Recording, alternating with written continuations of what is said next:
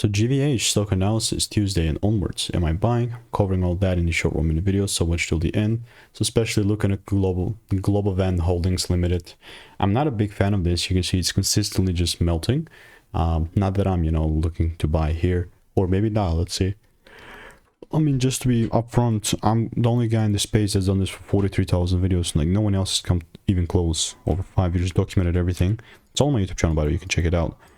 And my genuine 2 cents on this is that the likelihood that the price keeps melting just in the nearest future is the highest.